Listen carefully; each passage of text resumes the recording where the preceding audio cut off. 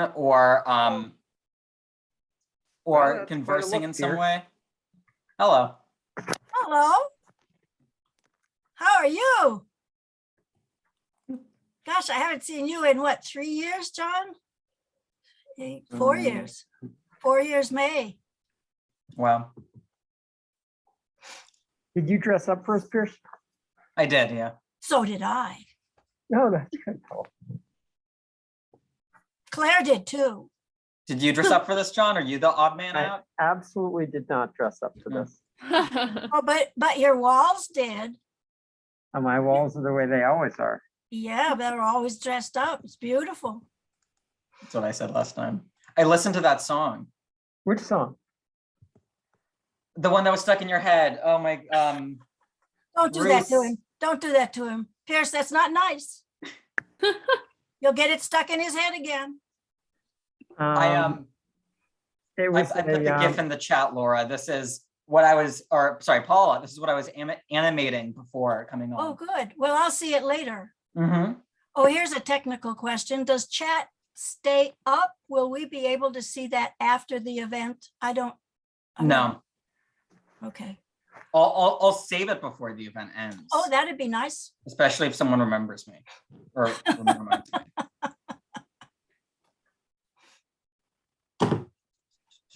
Okay. I will warn you guys that it is a beautiful evening in Oberlin, and Mhm. we may have a low turnout as a result because it's really quite gorgeous Fine. outside. That's fine. And I like to see that we're recording, so Yeah. it'll be there. It will be Delayed there. loss. Let me look at my questions that I had typed up.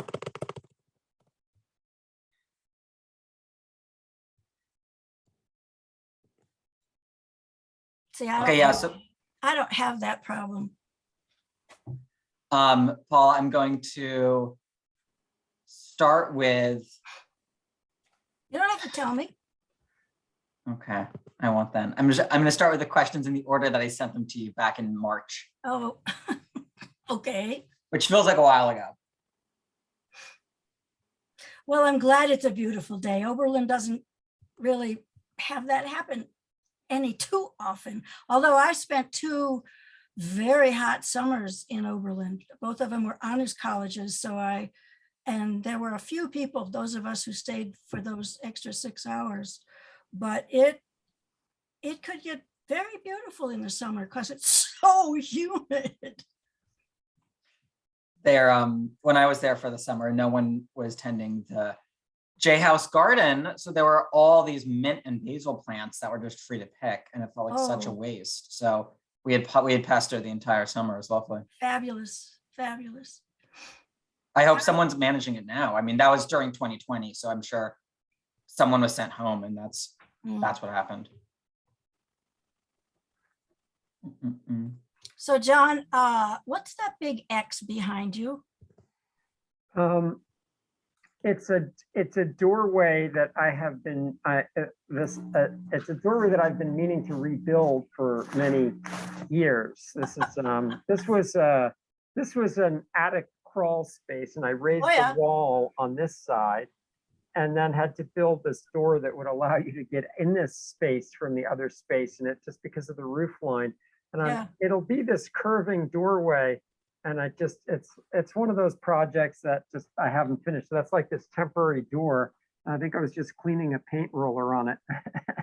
I thought, see, that would look to me like, Paula, No. don't walk into this. No, this is a combined study that my partner and I have. She's got that half, I've got this half. Oh, nice. And that's the entrance to it. Officially, this house on the map does not have a second floor, but it actually has a very nice second floor that has Well, expanded. don't tell the tax assessor. So how is your partner's job at the EPA going? Oh, me? She's in Cadillac right now. I don't know if that's confidential. Don't repeat that. She's Cadillac, She's is that Michigan? it is Michigan. Oh, I said more. She's on inspection now. Oh, cool. Yes. And they're not allowed to really other than interact with whatever facility they go to, which for some place in the Midwest can be hard. I was told that someone's first enforcement was inspecting a Pop-Tart factory to see if it was up to EPA standards. And the people on the line kept being like, do you want samples? Do you want samples? We have this. And they had to be like, no. But I mean, also, there could be all sorts of food-based contaminants. I know that maraschino cherries, for example. They're terrible. They're terrible. They're terrible. And You'll shut bees us love up when them. you're ready, right, Claire? Yes, sorry, I'm like texting people last minute to remind them. Sure. No, I just Thank wanted you. to make sure that you'd shut us up when the time is right. We've Oh, no. got You 10 got- minutes you have- before this thing actually starts, so there's no way we're gonna see people for another 5 Yeah. minutes. Okay. Well, as John will testify, you got 2 chatterboxes here. Isn't that right, John? It does seem that way. John, how is the department these days? I heard that Carl and Chia left last I heard, but are there plans for this upcoming academic year? Yeah, we actually have a new hire, a joint hire with Comparative American Studies in sort of Native American Indigenous Yay. studies in the environment. So, which was kind of Chia's area as well. Mhm. Although she was more sort of broadly Native peoples, not so much to the U.S. Yeah. But yeah, so we got an application in to replace the other position as well. But it's a very sad and unfortunate loss. But these things happen. I mean, Yeah. Did they go someplace great? they went to Syracuse, and I don't know if it's someplace great, but Oh, that is great. That's a one of fine the- university. yeah. Well, one of the challenges is we didn't have 2 full-time positions. We had a position and a half plus for the 2 of them, because Carl was we hired Chia, and then she negotiated like half a position for Carl, and we expanded that a little bit, but they didn't have full-time positions. And Yeah. so they applied for positions elsewhere, mostly as leverage to get Oberlin to give them 2 full-time positions, which we did offer, but actually they got such good offers, such incredibly good offers financially, that Oberlin actually couldn't match the offers. Yeah. So it was like, it was really bad strategy on Oberlin College's part, to be honest, because they never would have looked for work elsewhere if we had simply given them 2 positions, which we've been trying to get them to Yeah. do for a long time. So it was very poorly done, and really unfortunate. I had just, I hired Chia. I was chair and we hired her. I saw her through her tenure review. I hosted her tenure review, and she's just absolutely phenomenal.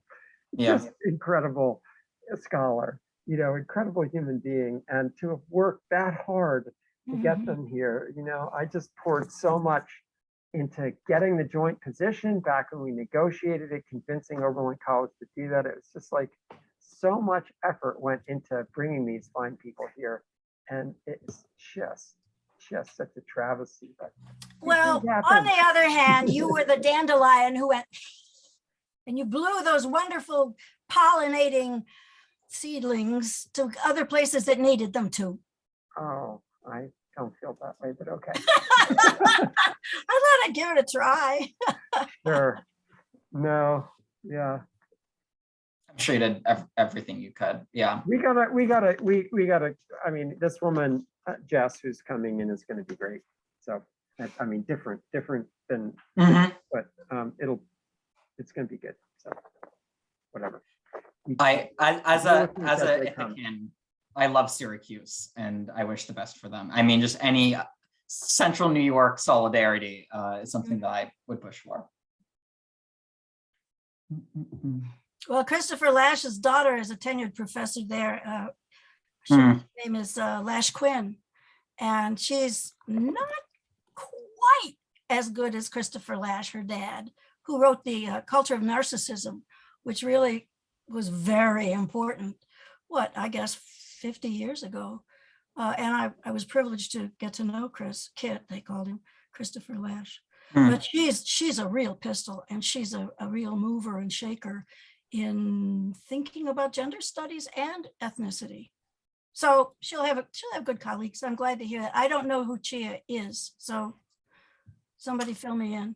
She was a environmental studies professor who, her specialization when I knew her was Point Hope, Alaska, which is the most northwest point in the US. And she would have these really wonderful bright presentations about Native culture there and environmental change and ghost stories and kind of ghost ethnographies. And she brought back blubber. I remember being able to taste blubber in the environmental studies freezer, I believe it was. And I was like this is a real moment, you know?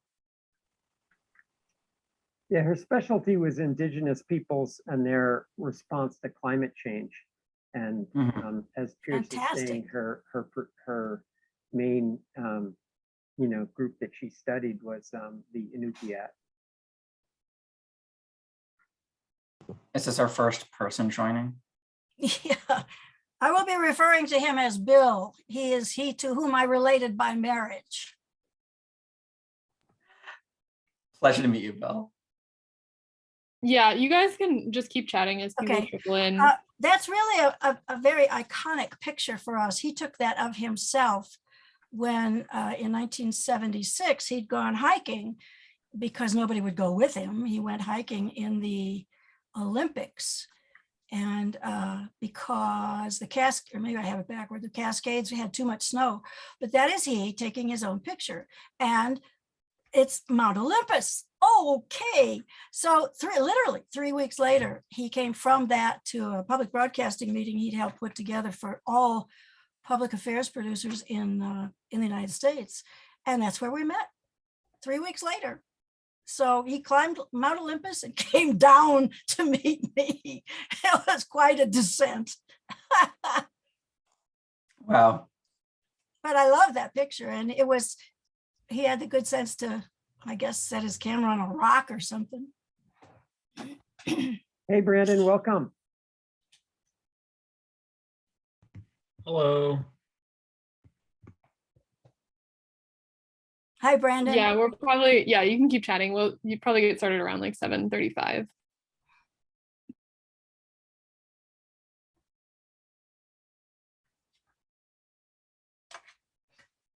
Well, I've told you my best story. What's your best story? Here comes Nora. Well, we are recording, so I can't give some of my best stories. Okay. Just for Nora. because of posterity. The best environmental studies story. Well, while you're thinking, Claire, my question, which I thought was a simple one, is while in the first half hour, hi, Walt, in the first half hour, will I be able to talk just the two of us with Pierce? Yeah, yes. I assume you set that up at your end as well as all the things you Here, this is our last Enviro alums Careers in the Environment event of the year. So thank you all to alumni if you're here and you've participated for doing that, and thank you everyone for being here today. Today we're going to be talking about climate journalism and climate in the media, and we have two lovely guests with us here today, Pierce Anderson and Paula. We're gonna chat with all of us or with each other for about half an hour. And then the rest of the time is going to be turned over as a Q&A. I know some people here are not students, so we are going to prioritize student questions first for that. And just so everyone knows, we are recording this event for people that cannot be here. So with that, I will turn it over to our two lovely alumni speakers, Pierce and Paula. Thank you. Thank you. Thank you, Claire. I guess we could probably start by introducing ourselves. Paula, would you like to go first? Sure, I'm Paula Gordon. I started Oberlin in 1964 and left Oberlin. I actually managed to graduate in spite of everything in 1968 with my incoming class, and there'll be more to be said about that after a while. Thanks for having us. This is very exciting for me. I've been looking forward to it. Do you want to say, I guess, what your connection is to journalism and media before you get deeper into the talk for those that are just joining us? Well, I'd like to know who you are first. Sure. I graduated a bit after. I'm started in 2016, early decision, left in 2020. It was the first pandemic class. So that's been quite a journey for me, for my entire postgraduate work-life balance to be during the pandemic. But yeah, just starting off, my name is Pierce Anderson, he, him, kind of forgot that part. 24 years old, and calling in from Chicago in a beret because why not? Oh, and then in terms of my journalism connection, I'm a freelance journalist. So I've previously written about climate, gaming, arts and culture, and then trying to find spaces where all of those worlds intertwine in places like The Verge, The Guardian, Rolling Stone, Polygon most recently, and Food and Wine, where I investigated a fried chicken stripper that we could get into during Q&A time. But yes, Paula, what is your connection to the media world, and what do you hope to get out of your role in the media? Well, I'm joining you from the traditional territory and unceded land of the Tanaka people in what settlers have called British Columbia, which is part of Canada, which is a constitutional monarchy. Well, all of those things factor into everything, and they are at the other end of where I started in all of this, which was when I was about 3 years old. My parents built a house literally adjoining a cattail marsh. And I grew up because at 3, you really don't remember much before 3, the scientists tell me. But we are storytelling animals, so I want to tell you a very short story that I will illustrate. This looks a lot, can you see it all right? This looks a lot like the cattail marsh that I grew up next to. And this is in winter. And I tell you this because I thought I was a marsh animal. I was sorely disappointed when I was told, no, I wasn't. I was a human and we were special and they were different. I was horrified. Fast forward till I'm 14 and progress set in. Trucks, many dump trucks came and murdered my swamp. It was really a marsh, but they, one at a time, it was leveled. And they put in 1950s ranch houses. So I, at 14, this is in late 50s, there was no place to turn.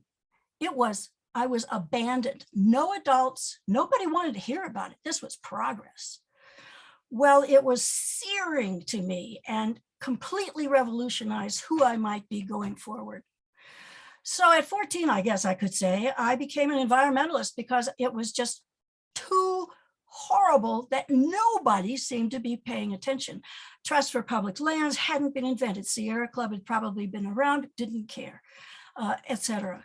It was another almost decade before Earth Day came as a really important affirmation that there were people out there. But in the intervening time, I'm at Oberlin College, where I am deeply involved in civil rights and active. I'm deeply involved in the anti-war movement and active. I was at the forefront, I am happy to say, of women's liberation, understanding that until, as Dr. King would say, until we're all free, nobody's free. So women's liberation, and I don't call it feminism, it was women's liberation, which is work which still goes on. And then I graduated in 1968. Do you remember 1968? Well, Walt and I do, what was on campus then too. It was cataclysmic and it was shocking. And it was also sort of like murdering my swamp. It was, to me, it lit a further fire under my activism. And then leaving college, it was out in the great land where television was known rightly as the great wasteland. So that's where I decided to go. All my friends went to law school.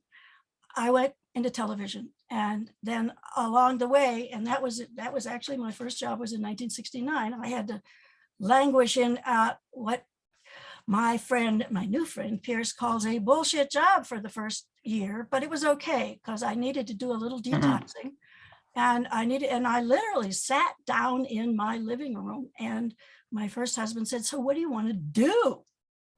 Well, I said, "I know everybody's going to hate me and I'll be shunned and this is awful, but I think I want to be in television." That was my origin myth. Now I tell you the origin myth because they are very important to me. And I want to know what your origin myth was, if you will, Pierce, because we all have one Oh. and they all make a difference. I mean, what fired you into this particular passion? Probably my survival camp, Primitive Pursuits, which my mom says, don't make it a survival camp. It makes you sound like you eat roadkill. But we were offered to eat roadkill, but it was mostly starting fires, building shelters, navigating through the woods. And we only had a few acres to work the camp on. And therefore, it was almost a microcosm of a larger ecosystem, as I'm sure John would have you model in his 300 level courses. We were able to really see the systems and the flow of resources. Firewood really comes down if you have 5-year-olds trying to start a fire every day for 8 weeks of the summer for 12 years. And I would see water levels decrease. I'm 24 and I've had 3 climate intensified diseases. And I'm sure it'll be the first 3 of several. So I feel like an origin story kind of puts the onus on me, but I feel like the onus was on the previous generations who put the carbon into the air that is now influencing my life. But yes, now we both have had bullshit jobs, Paula. And I know that. And I have environmentally induced asthma because I lived in Atlanta and I took walks in town where we lived in Midtown. So the reality of all of these things, you know, and when I was 14, they were killing my friends, but every year it got more and more. And Gaylord Nelson did a fine thing. And then this is a very important end. Then Dennis Hayes was the guy who made it happen. He was a young graduate. I'm not sure he graduated, but he was a young senior level student, undergraduate, I think, at Stanford. And he's the one who put together the origin, talk about an origin myth. He made the very first Earth Day happen and worked at it. And he's still there. He's at the Bullitt Foundation. Some of these things you will hear, I'm talking about other people who are in other careers that kind of make sense in this conversation as well. I want to fast forward, if I may, and it sort of kind of addresses some of the things you were asking questions about. I got pretty discouraged with Oberlin in the middle years. Sure. I got a job in public television, and I and my friends all gave me this excuse. Oh, well, it's public television. That'll be okay. They're good. Well, no, they became the Petroleum Broadcasting Company service rather than the public broadcasting service. And I found that distressing and met my second husband, who is Bill. Can I just call him Bill? The first other husband thing. I'm going to call him Bill, okay? I've been doing that for almost 45 years. He and I both had a sense, as did a number of people in public broadcasting, that it just wasn't working. So I figured I might as well make a living and went to work taking another great leap. First great leap was into television. Second great leap was I completely changed my life because I had done enough in television, including getting a master's, which I got only because public broadcasting would have required it. And then I was offered a job as a secretary. Oh boy. Well, I declined that and took a different one. But in my second great leap with graduate school, I learned some of the bits and pieces. When I went to Chicago, it was my hometown effectively, but I didn't know anybody in television there. And the leap was I had enough confidence at that point, which is hard earned with me. Confidence is not a natural part of me. Same. It's a learned skill. And I decided I was ready for Chicago, and I hoped that Chicago was ready for me. And we'll talk about this a little later in one of your questions, I think. I was there at the right time, and serendipity is very important. You cannot plan serendipity, but the going on into commercial broadcasting made it a very different life decision. So these great leaps, which have no real how to say, exit strategies, Mhm. but are worth taking because you really don't know what's going to happen. And that this is when you can write down oh, you can write that one down. Somebody said, I thought it was a good one. I learned along the way to espouse something that James Carse calls a vision of life as play and possibility. So that, and play, you might win, you might lose. It's not important who wins. It's that you keep the game in play. And Oberlin, when they decided that in fact they were going to they hired David Orr. And that's when I started paying attention to Oberlin again.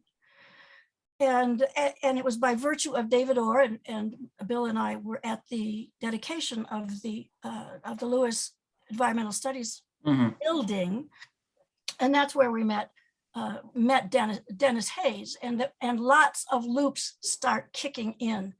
Pretty much, we had started our program in '96, but by 2000, when we met a number of people there, and we could talk about that later in the Oberlin. Many Oberlin connections. David Orr. Many Oberlin connections. Yeah. Crucial that happened. There. Yeah.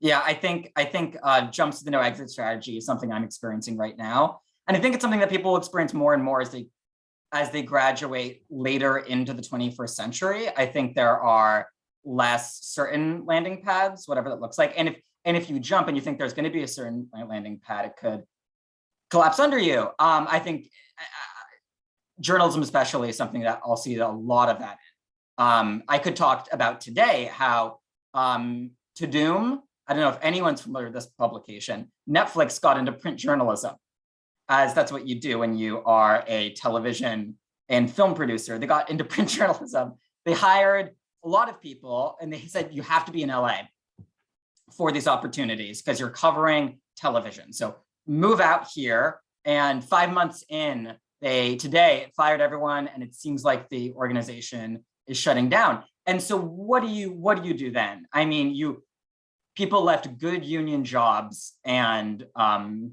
things are falling out from them. So I just think landing on your feet kind of puts the onus on the individual. And unfortunately, it's something that we'll have to build support structures for and build more opportunities into, because especially these days with media, it's a really chaotic space and it's really hard to figure out where stability looks like. Well, stability is an illusion. There are many things that are illusion, and stability is one of them. And the willingness to take these giant leaps, those people will go do other things, and they may be much better other things.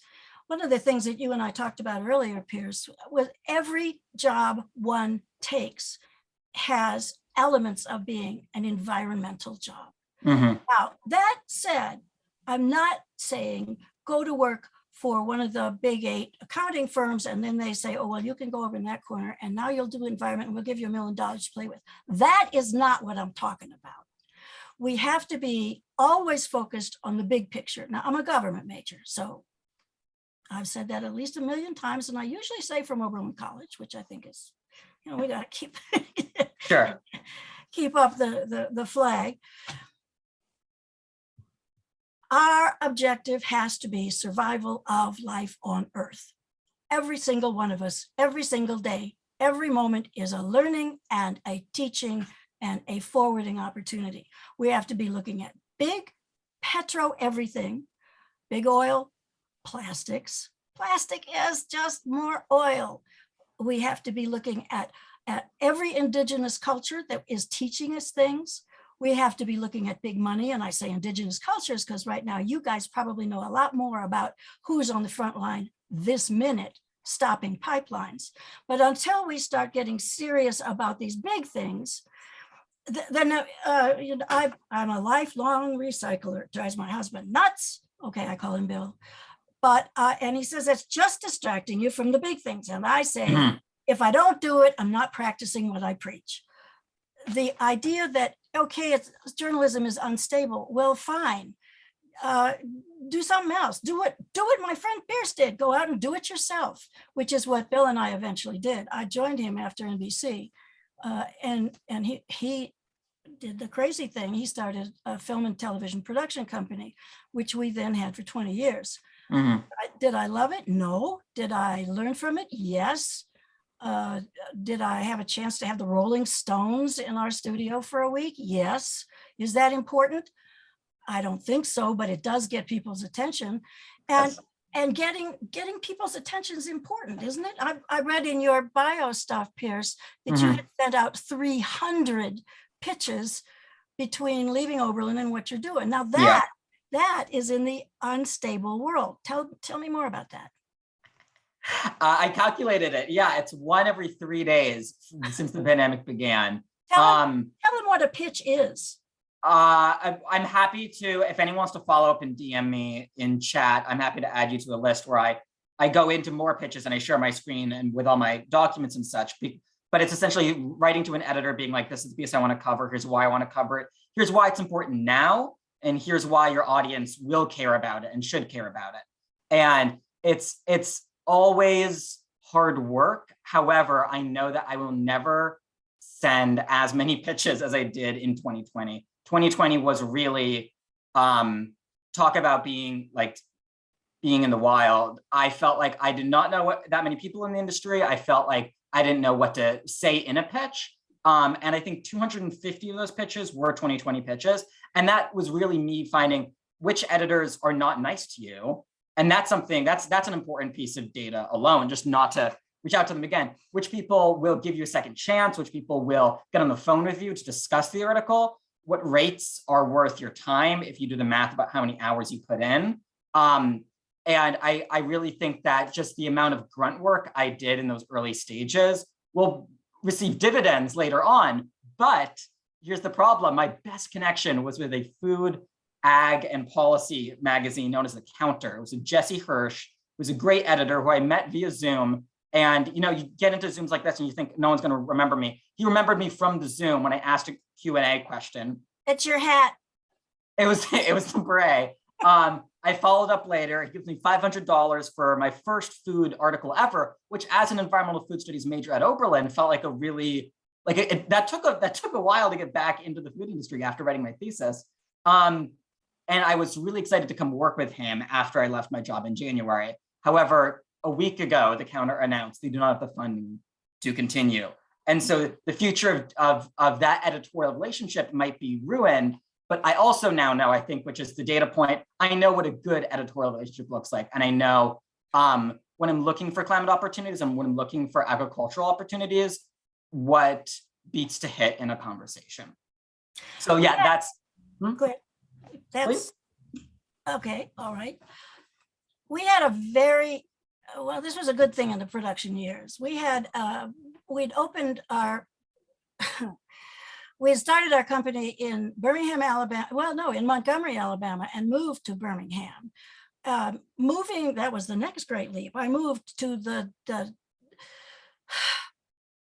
darkest place on earth as far as I was concerned. I moved to Alabama, having been active in the civil rights movement. I literally was driving myself to move to Alabama because that's where Bill had incorporated the production company. And I sat at the border and had to look at a sign that said, "Welcome to Alabama, Governor George Wallace." Well, after crying myself through that, I went on and we did that. We then went to Birmingham and then opened an office in Atlanta and became a pretty good sized big deal in the Southeast. One of our salesmen from Ampex made a trip from Birmingham to Atlanta. He wanted to buy us dinner. Now this guy, he was a nice guy. He was a smart guy, very smart. His name was Ovid. Imagine going through life as Ovid. But he was a very effective salesman, and he sat us down and he said, we were only in our mid 40s probably by then, maybe early 40s. He said, "Let me tell you the key to making things happen. Be interesting." Interesting? That's it? He said, "Well, think about it. It'll start conversations. It will forward conversations. People will feel good about you. They may hate you, and that's okay too. but at least you have a connection back to those storytelling things. We are social animals. That editor who doesn't have the journal anymore, he's going to go someplace. You still know him. You were interesting enough to him in a Zoom question to follow up with it. Being interesting. Now, it also can get you, unwanted attention. Well, so be it. There's an old trope about just don't spell my name wrong. Well, I don't know that I want to be that interesting, but it does help to get and hold people's attention. And as people are going out looking for jobs, it's very important. My first job in television, that 1969 job, was at one of the early public broadcasting stations that had gone dark in Rochester, New York, central New York, land. And I went in for an interview because ABC, CBS, and NBC said, "You want what? No, we're not going to talk to you." So I go in and I was presentable and we had a good conversation. He said, this is not apocryphal. He said to me, "You don't know anything about this job, but you went to Oberlin College, so you're smart and I can teach you if you're willing to learn." Well, I mean, that was, no platter. Okay, I'll go get my mop bucket. What else would you like? Yeah. But it's that kind of entree that you're talking about with the journal. And we have to be careful. I've been getting ready to talk with you has been so exciting. I've learned so many things already. To have a sense that you are willing to do almost anything. But we now have to be careful as environmental enthusiasts that we remember our privilege in being college educated, because much of the work that is left to be done, which is everything leading to survival of life on Earth, is going to be with folks who haven't had that privilege or don't want it or are hostile to it or have been lied to about, intellect, liberal. Well, education is not liberal. Liberal arts is not liberal.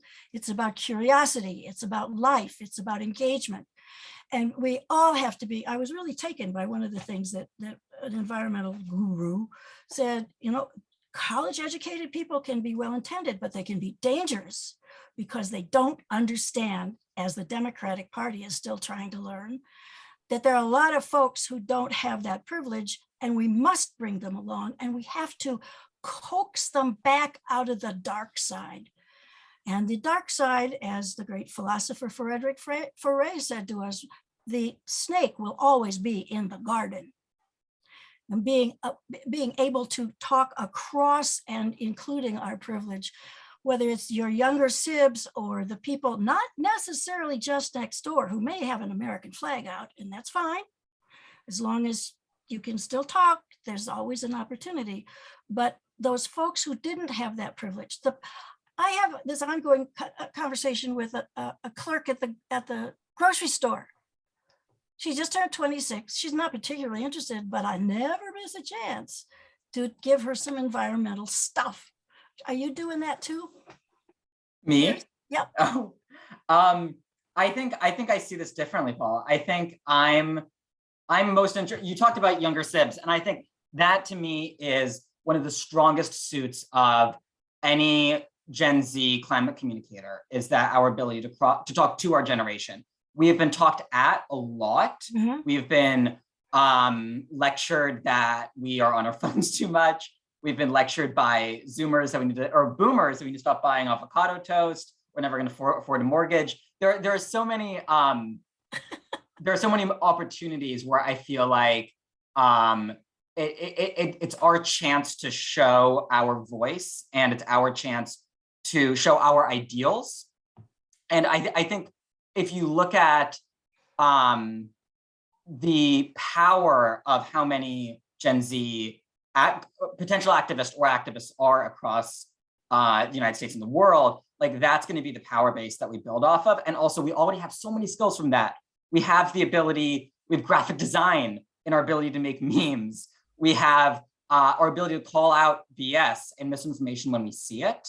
And I know a lot of times that feels stripped away when certain, like West Elm Caleb, if people are familiar with that controversy. But I feel like that was like a TikTok trend that really got out of hand, and we could see it like, oh, that's like a lot of young people like dogpiling on someone and really having some bad attacks. But for everything like that, there's more nuanced conversations happening in the sidelines, and there's people willing to put in the hours, often voluntarily, for the causes they believe in. And I feel like I know that Eric Holthaus and Catherine Hayhoe and other communicators will always say, you need to talk to the other groups and don't care why they come to your side, just care that they are on your side. But I feel like I have been burned at this point by so many different angles, by so many different people, whether that's the Democratic Party or whether that is the far right, for example. I'm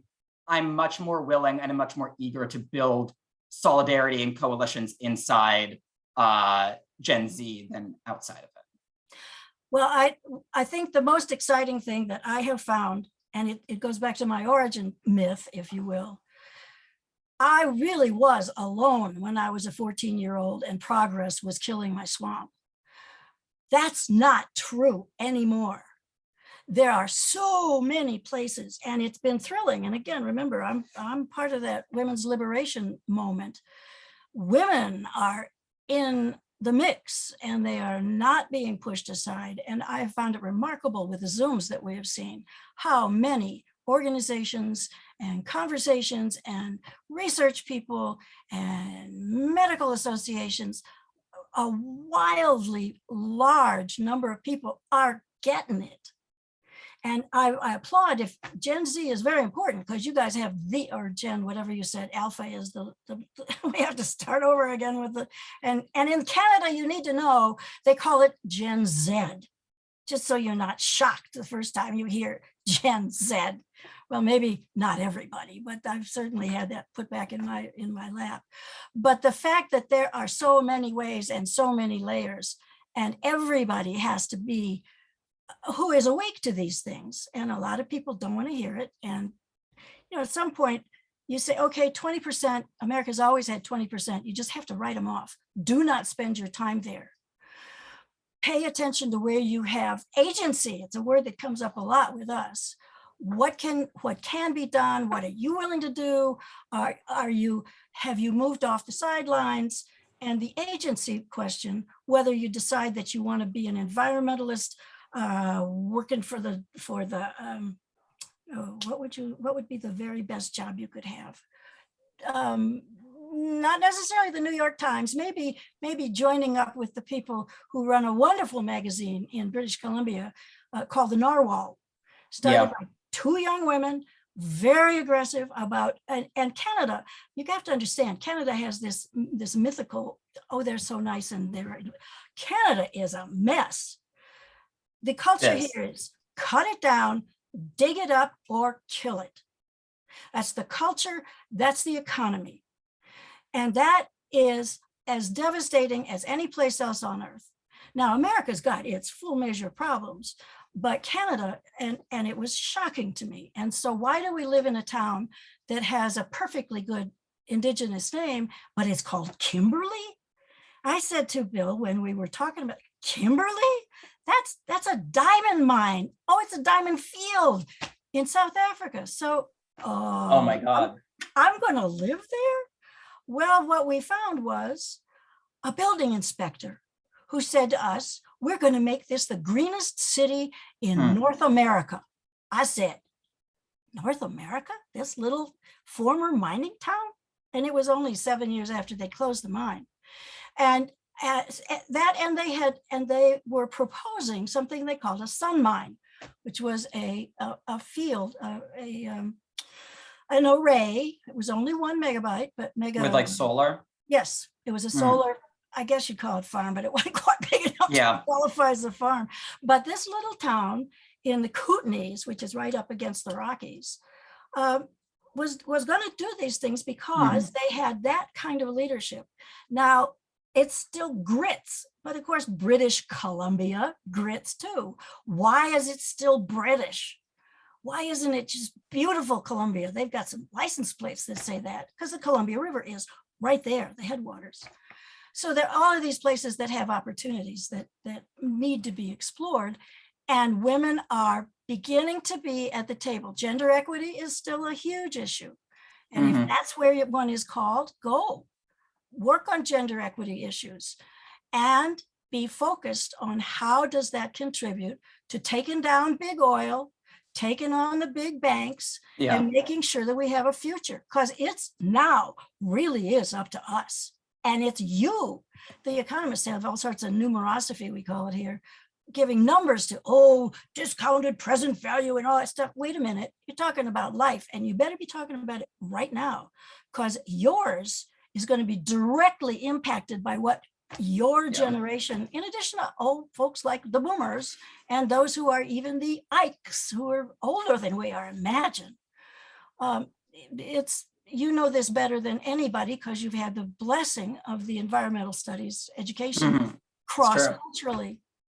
And apparently also lots of exploration into indigenous cultures, which is my current real Mhm. enthusiasm is, oh my God, they're all Yeah. over there, the world, and we can learn from them, and they haven't blown it the way we have.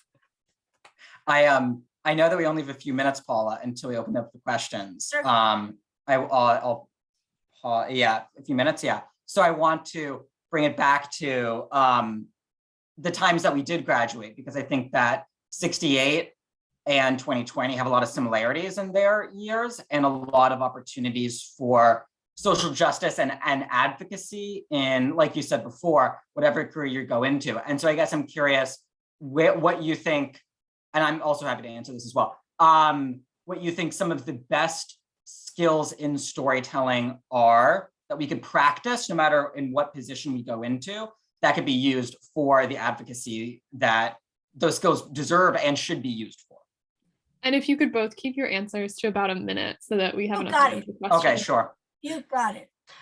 My short answer is we're storytelling animals, and our most effective communication is conversations. It is what we are basing our entirely new startup, which is looking at the stranglehold that money has on American democracy that is threatening to kill democracy. How are we going to do that? We're going to engage people in conversations. We're going to invite Gen Z people like you, including you, to be included in these conversations. That's how we make change. We engage with people. We don't lecture. You're exactly right. We listen. Imagine listening. And you may have noticed this isn't an interview with me and Pierce. It's a conversation. Why are we doing that? Because I think it's more powerful than questions and answers. It opens up horizons. Mm-hmm. Thank you. I think that your point earlier about life being play is a really nice quote, and I'd love to look more into that, because I think that my counter to that would also be play is such an important alternative to a conversation. And I just joined a solar punk game design group earlier today that I had no idea existed, and is remixing a lot of games through a nature lens. And so I feel like anything where you could impact people's mirror neurons, which is like when you see something, you empathize with that thing, and therefore you start to feel whatever that thing is feeling. That's a 10-second definition, is incredibly impactful. And whether that is television, film, radio, sure. But I feel like games can do that even better because it gives initiative and agency to the person, and the ability to play inside of a space and then see a space change through time.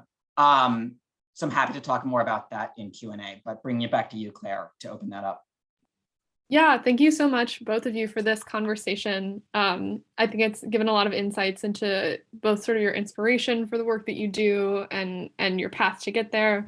So that's great. Yeah, I wanted to turn it over to everyone for Q&A. Anyone is welcome to ask a question, but we do want to give students first priority. If you don't feel comfortable raising your hand and speaking, feel free to put something in the chat. Or if you don't want it public, you can also just send it directly to me, and I can ask it out loud. So with that, does anyone have anything that they would like to ask our two alumni speakers?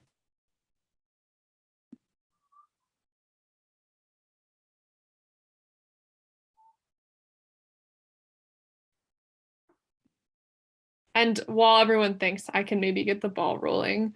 I wanted to know, do you recommend, I guess this is more of a question for Pierce, but maybe Paula, you also probably have some insights. Pierce, do you recommend that students go into journalism right now?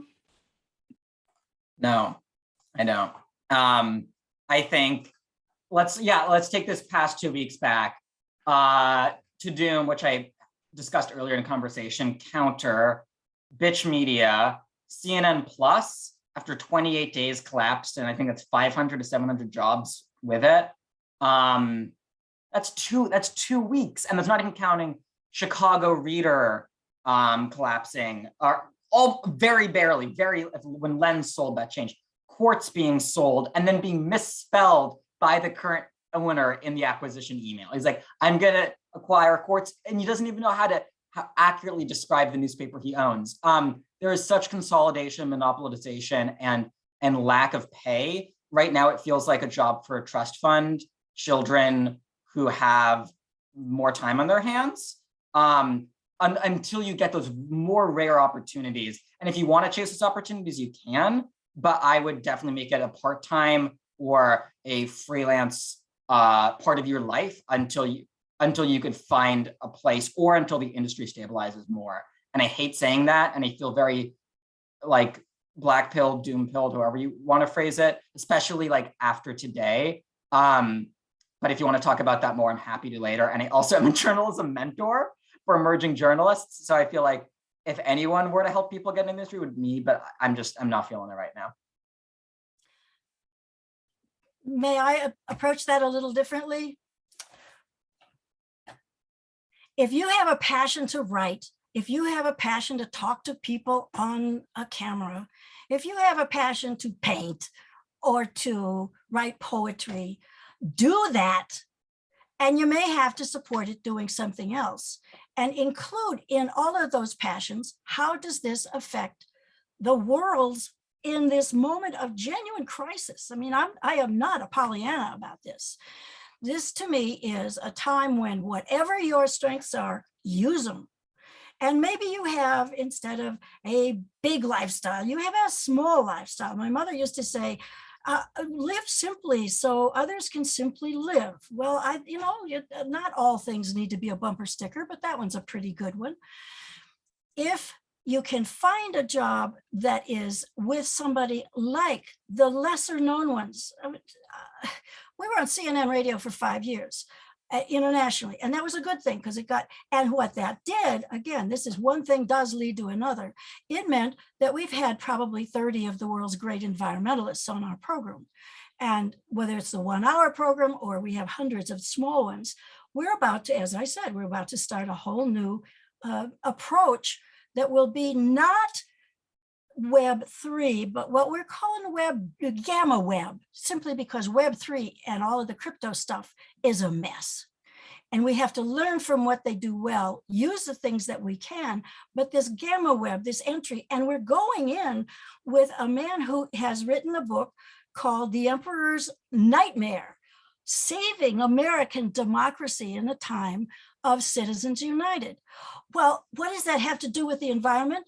Everything. How do we get those words out? We enlist people like you and other people we know, and go back to, you don't know what a Rolodex is. It's whatever you accumulate. So that isn't journalism, but I didn't go to J school. I went to radio, television, mass communication, and that's changed, and we have to adapt and use it. So I would say,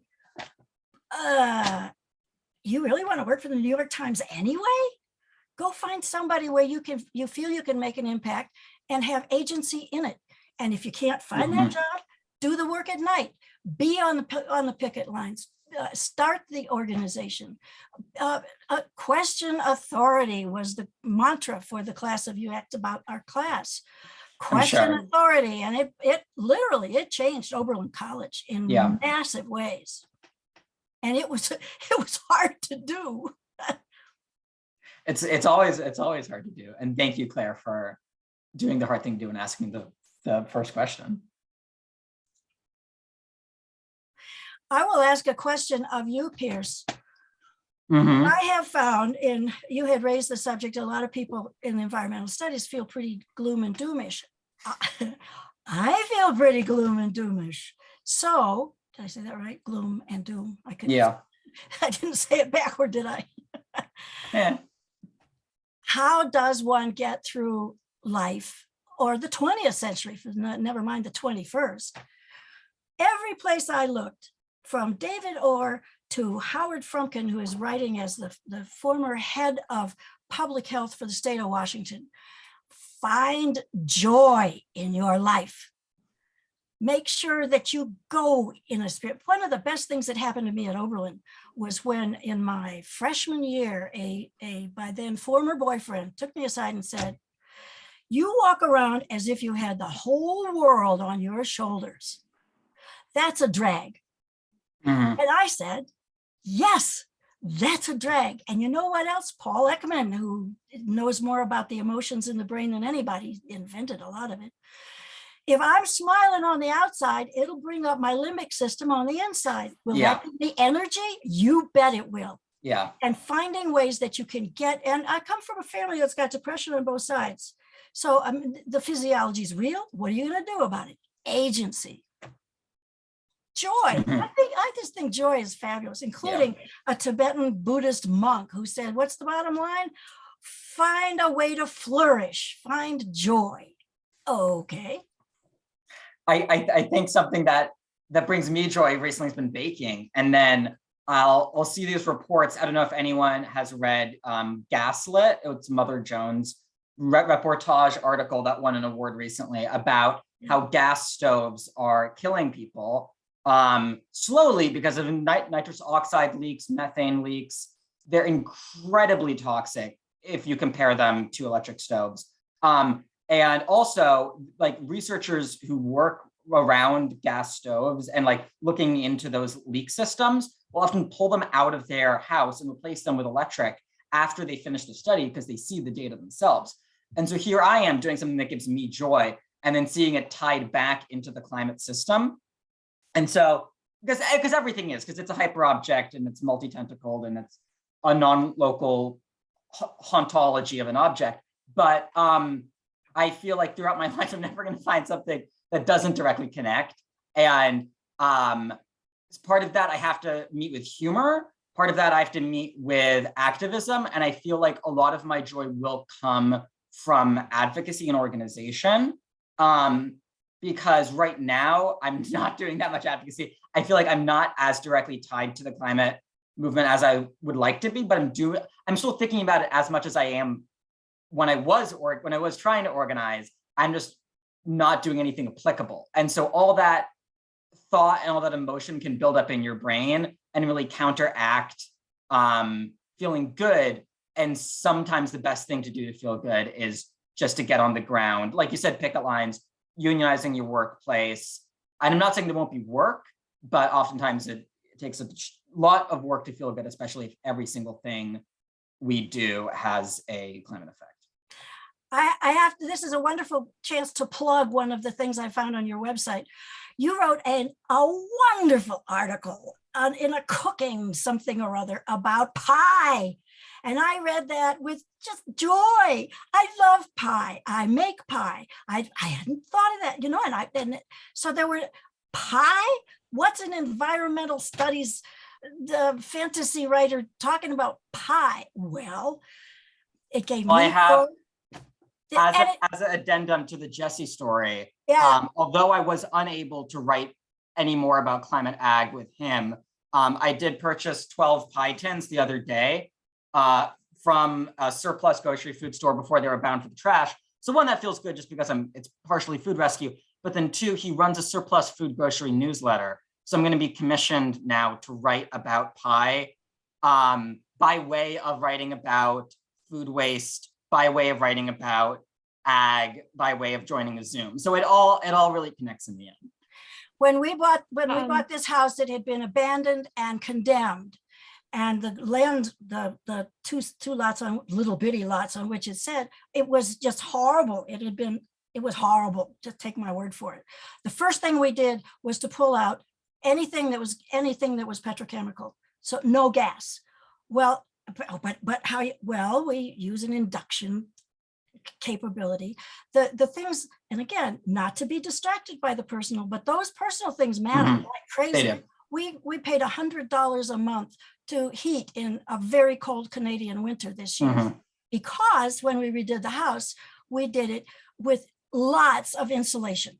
Now, is that high tech? No, but it's the right tech. So there are all kinds of opportunities. And if your grandma doesn't have weather stripping around her door, that's an opportunity. And she'll tell her neighbors. Mhm. Yeah, thank Yeah, you. sorry, I'm just going to jump in because I do have a couple questions that were Great. sent to me privately, and I want to great. make sure that they get asked. Also, please feel free at any time to raise your hand if you have a question that you want to ask out loud. But one that was sent to me a few minutes ago was, Pierce, someone wanted to know where you think the future of environmental journalism is headed. And also, Paula, you probably have thoughts on this too. Thanks. Yeah, starting off,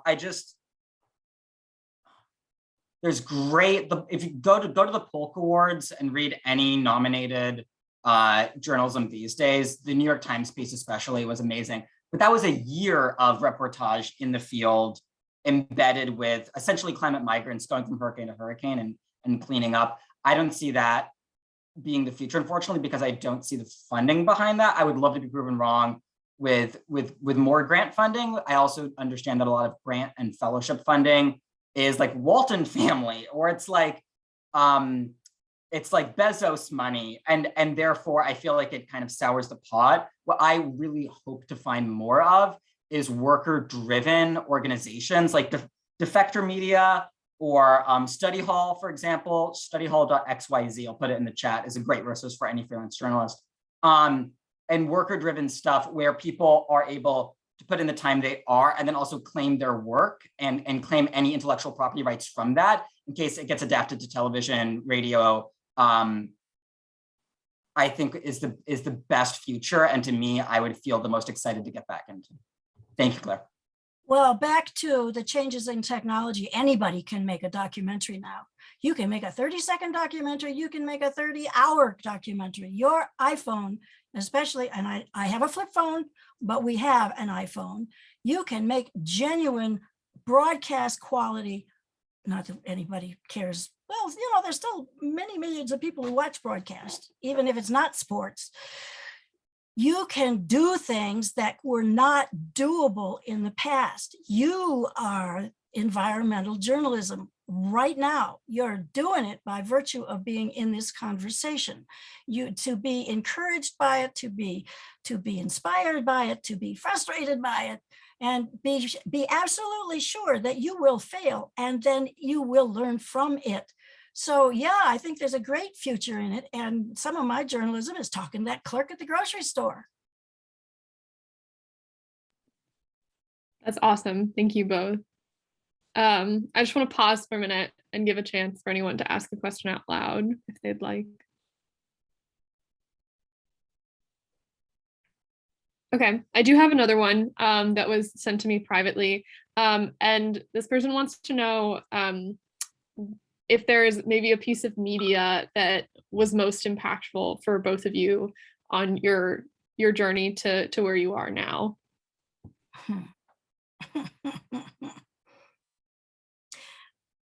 Yeah, I'll tell you what mine was. I had dropped out of college. I was in Chicago working for the Chicago Freedom Movement on open housing issues. And but I was living in a big house with a bunch of guys, and they were all from the University of Chicago. And one night before we had to leave because they sold the property, I sat down with one of the guys and we watched On the Beach. Well, On the Beach was a movie that was post-apocalyptic after the world had been annihilated by nuclear war. Now, unfortunately, this is no longer, I can't say, well, that was then. No, that's now. We have some work to do. On the Beach for an environmental movie was phenomenal in saying, oh, this is life-threatening to the planet. Thank you. That any sci-fi or sci-fi will tickle me. I'm gonna put some stuff in the chat. I think Taylor Lorenz's work, I'm sure everyone knows it.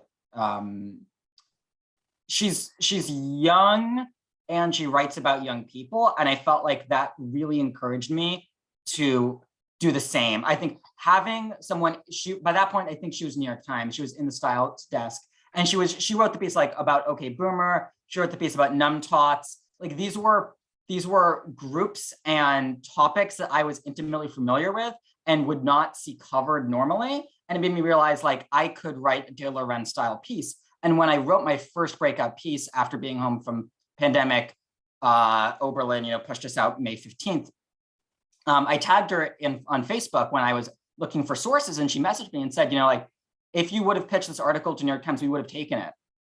You just should have gone to us first, which was one, wild, and then two, really built up my confidence too much. So I thought every piece is a New York Times piece. It's not, but just the fact that she was saying like, one, like you're valid in her writing, as a young person, the topics that you care about are the topics that people care about in The Gray Lady, the Ivory Tower. And then two, reached out individually and said, follow up. And then three, offered her abilities to pass on pitches to her editors, was just a tremendous resource. And I think without that, I don't know if I would have believed in myself, but I'm going to put some more fiction-based stuff in the chat. Do we still have a little time? Yeah. You talk about media. I did not care about poetry. I liked E.E. Cummings when I was a late teenager and early 20s, but then I couldn't understand all that stuff that was being written. And 25 years later, and among the 600 programs we did, we probably did a dozen with poets, because our next door neighbor in our townhouse in Midtown Atlanta, a wonderful man who I regret to say is now deceased, said, Paula, poems are made things. They are one word at a time. They are constructs. They come from everything you read. And he was at least as voracious a reader as we were and are. But the poet that I specifically that you brought to mind is this journalism. The poet who most had the impact on me was Robert Bly, who was a poet laureate for a while, wrote something that he still kind of was when we talked to him, called Iron John, that started a whole men's thing that kind of got out of, certainly he wasn't proud of it. But what he said to me was, and again, this is out of, tell me who's your favorite child out of 600 and more. Paula, said he, if we did not live in dark times, we would not need your candle. So with that sense of, oh, it's up to me to do my thing, it's back to that joy. Joseph Campbell, who had just a wonderful mind and looked at the myths all over the world. I don't know if he's still current among students, but he's certainly current in my experience. He went to the one of the Japanese religious traditions, which is much too constraining, but he was talking to this person who was a monk in one of those traditions and said, what's your theology? And the guy laughed, the respondent, he said, we don't have any theology. We don't have any real mythology. We dance. Oh, you dance. Well, again, how do you be a full human being? Is that a media story because of a poet? I think so. Is that a media story because of Joseph Campbell, who alerted a lot of people who were completely disaffected from the whole Judeo-Christian thing to begin looking at the old stuff? That there's a wonderful Afrocentric thing called Sankofa. And Sankofa is to look back to learn so as to move forward. Well, that's a very important concept. Be looking at how is joy in meditation for you. I have young friends who think they invented meditation. And I say, oh, good for you. And for the other 4,000 years that it's been invented. But how do you begin to reach into those places and find that joy? Pick your own media. Maybe you're a poet. I hope everyone is. Claire, does that cap us? You can go ahead and wrap up if you had anything to say to that. Oh, yeah, definitely. Any creative art you get into, I would encourage and would love to see it. I make bolo ties, and that's probably dangerous because I'm breathing in the metal dust when I solder off the metal. But I do the same with baking. I'm inhaling methane. Like there's no ethical consumption, you know. If you are if you want to get into freelance journalism, or if you want to apply to be a mentee to the Zenith Cooperative, which is the emerging journalist program I'm part of, I'm gonna put my URL, my email in the chat, and please give me an email, and I'm happy to add you to anything that we offer in the future. And Mike, Paula, yes? in the same vein, we have a new startup. We're doing it around the concept we call corpocracy. And we invite you, if you're interested in any of the things that I've talked about or that we've done, and I actually updated LinkedIn so that people could know what I've been doing the last few years or decades. Paula at paulagordon.com. Just that simple. It's so simple, people forget. Just spell Gordon right, will you? Gordon. And we welcome contributions, ideas, help. We're looking for help. And there are a world of things that can be done. Call it journalism if you want to. Call it life. It's even more fun. Well, thank you guys both so much for your thoughts today. And thank you everyone for joining us here today on Zoom. But yeah, we are at 8:30, so we're at time. Yeah, thanks again for everyone that's participated in these events, in these series. I've definitely learned a lot from them. And yeah, just one more hand to our lovely alumni speakers. Oh, thank you. I'd like Thank to you. put in one additional thank you to Claire Brinley, who's been Oh. our fellow for Enviro alums for this last year and will be retiring in this position when she graduates this Great. spring. So a special thank you to Claire for all the work she's put into organizing these careers in the environment event. So thank you, Claire. My pleasure. Congratulations, Claire, Indeed. and on graduating.